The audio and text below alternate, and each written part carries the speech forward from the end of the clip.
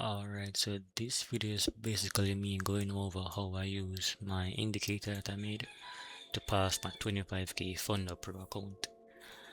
So this indicator basically it marks off the London range and it gives you the probability of New York taking either London's high or London's low, and that basically gives me the bias each day.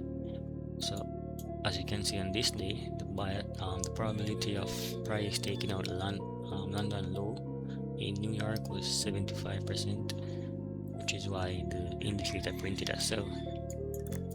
So it printed a sell on this candle, and it gave the stop loss on the TP, and it also gives the lot size that I should use. So it does all the work basically. But let's get right into it. The first trade that I took was on June the 1st, and this printed at 8:10 a.m. This was a 1 to 3.14 trade.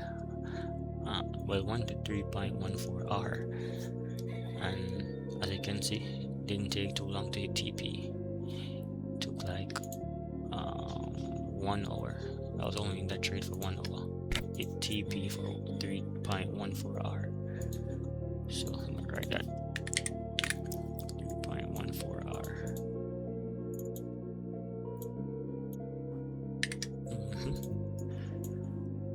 And then the next trade was didn't get a trade this day. The bias was for price to take out the high, but I didn't get the confirmation that I needed in the indicator, so it didn't print a buy. And the next day, which was June the 3rd, the probability was 75% that we took out London's low in New York, and I got my confirmation, so it printed a sell, and this trade was a 2.24 hour trade. So let me write that down. And on these trades I risked like 1.5%, I think. Yeah, I risked about 1.5%. So this was 2.24 hour that hit TP. Let me see how long it took. It took around 1 hour and 35 minutes, so not too long.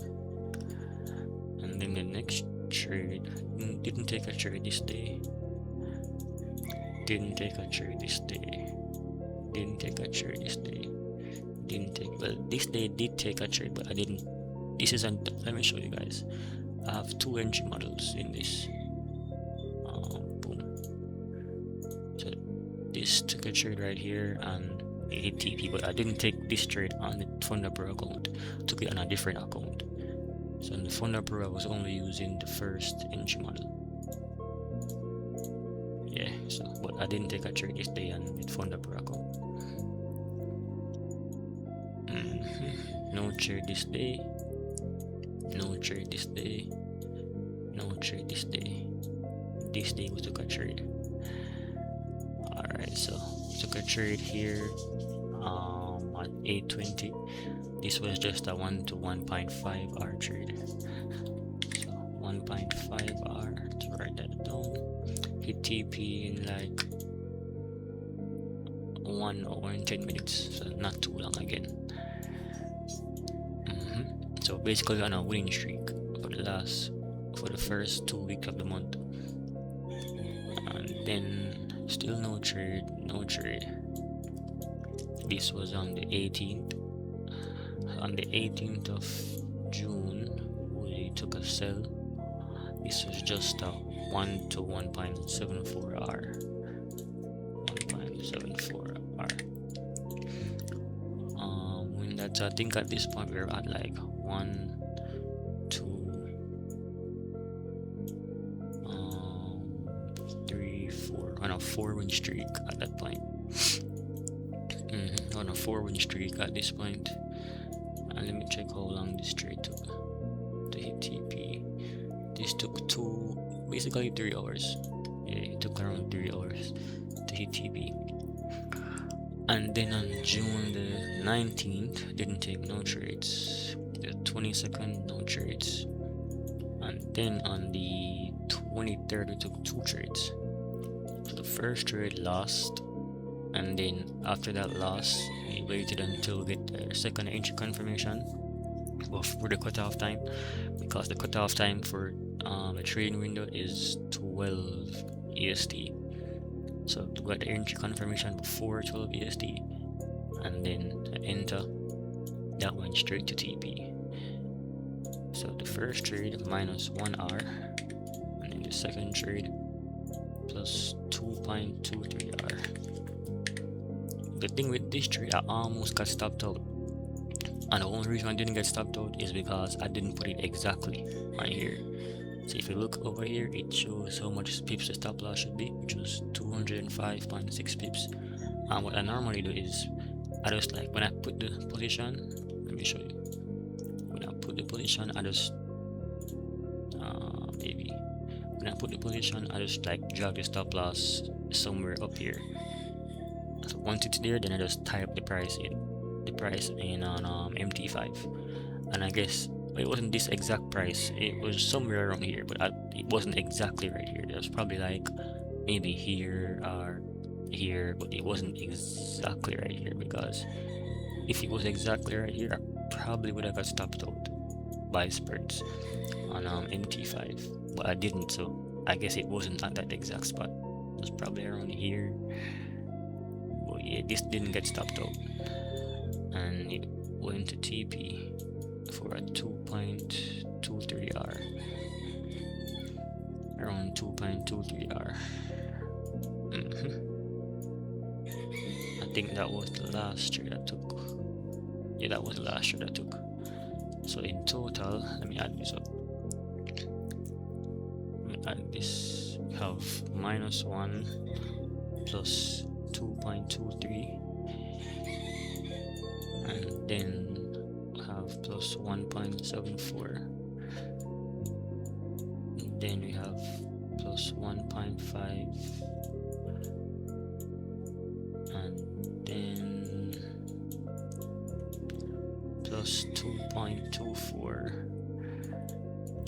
plus 3.14, and that's 9.85R. So for the month of June so far, with this entry model on the indicator, it printed 9.85R.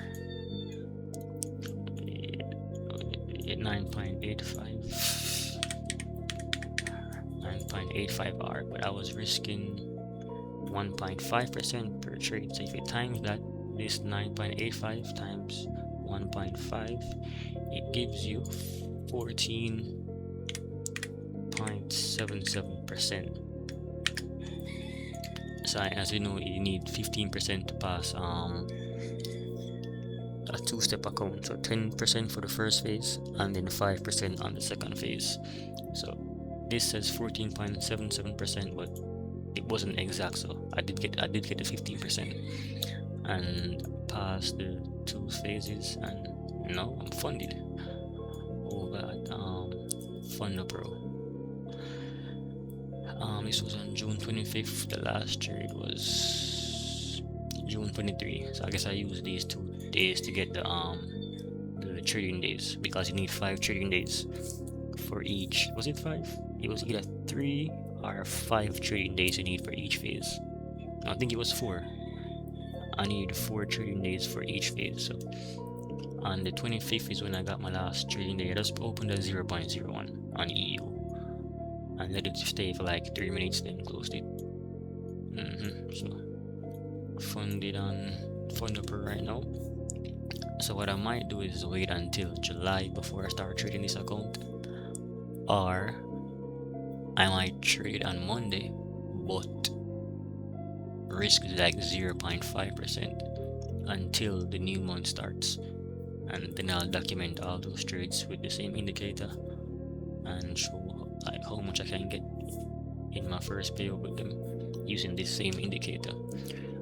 And I have like multiple different indicators, but this was the only one I used on this account, so I'll just showcase that one going forward. But the thing with FunderPro is you can't trade news. when you're funded. So on the challenge phase you can, but when you're funded you can't even hold the trade through news. So if there's a news coming right now, you're gonna have to close the trade and then let the news pass by, then you can probably re-enter or just call it quits, which isn't ideal, but I'll try to see how best I can go with it. Because I already marked off like the days the news are coming, so hopefully I don't get a trade on these days, because as you can see I don't get a trade every day. Like I hardly get a trade. I took only let me check, took 1 2 3 4 5 6 wait 1 2 3 4 5 6 was it 6? I think I took 6 or 5 trades this month. 6 or 7 trades this month, I think. Let me count.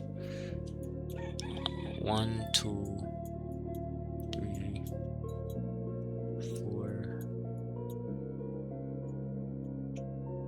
5 6. I took 6 trades this month, so not that much. And it was 5 wins and 1 loss. Got 9.4 R. So that's it for this video.